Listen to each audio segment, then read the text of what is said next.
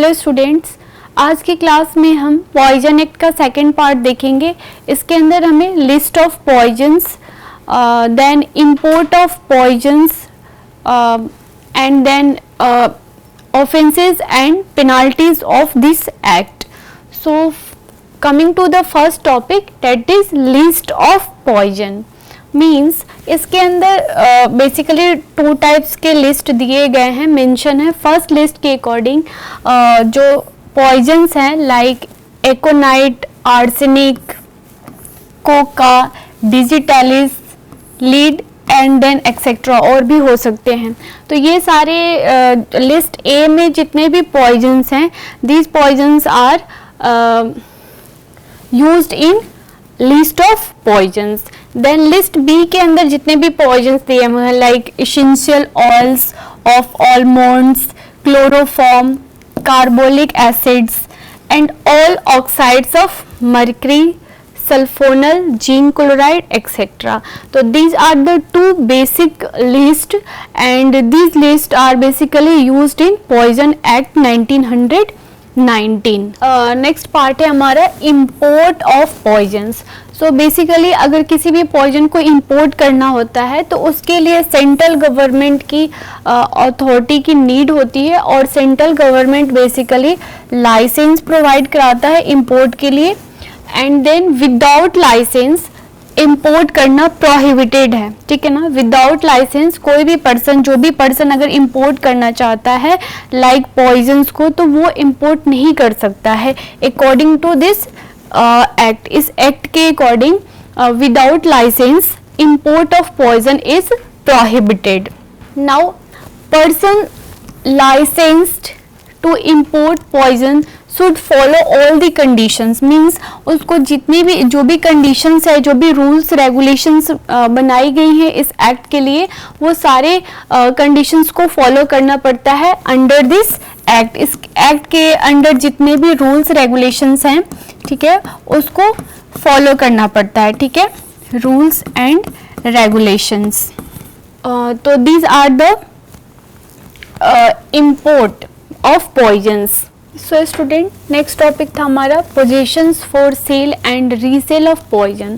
So basically positions for sale and resale of poisons के लिए जो राइट है वो स्टेट गवर्नमेंट के पास है और स्टेट गवर्नमेंट ने एक तरह से एम्पावर्ड किया है, रूल्स बनाया है, ठीक है।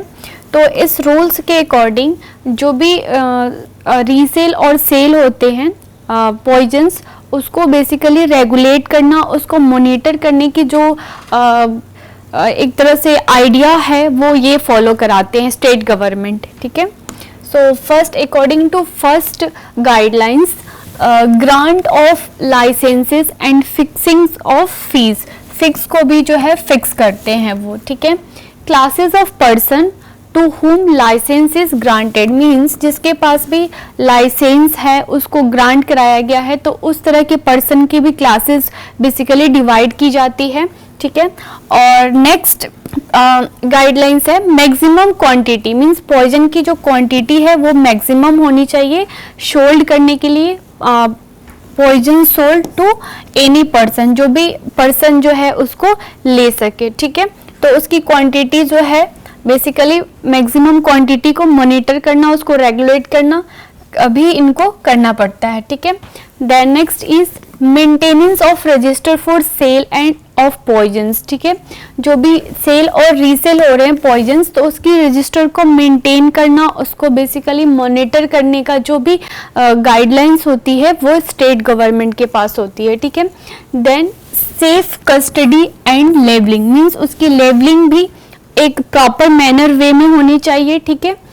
Then inspections and examinations of poisons, जो भी पॉइजन सेल हो रहे हैं उसको बेसिकली एग्जामिन करना, उसको इंस्पेक्शन करना भी जो रूल्स होती है वो स्टेट गवर्नमेंट के पास होती है, ठीक है।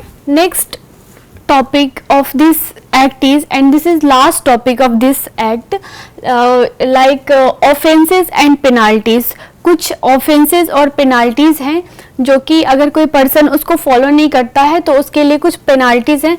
Like first conviction, means first time अगर किसी ने आपका इंपोर्ट और पोजेसेस और cell any poisons except as a prescribed under this act. Means prescribed manner में या according to RMP registered medical practitioner के भी अकॉर्डिंग अगर किसी ने इस तरह का अपराध किया है तो उसको जो पेनाल्टीज भरनी पड़ती है या 500 की फाइन उसको भरना पड़ सकता है, ठीक है। And this is first conviction.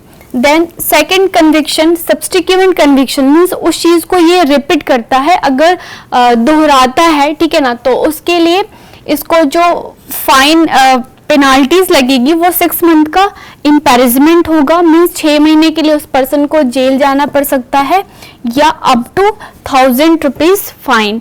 तो these are the offences and penalties of poison act. तो आज की क्लास हमारी कंप्लीट हो गई है। Thank you students.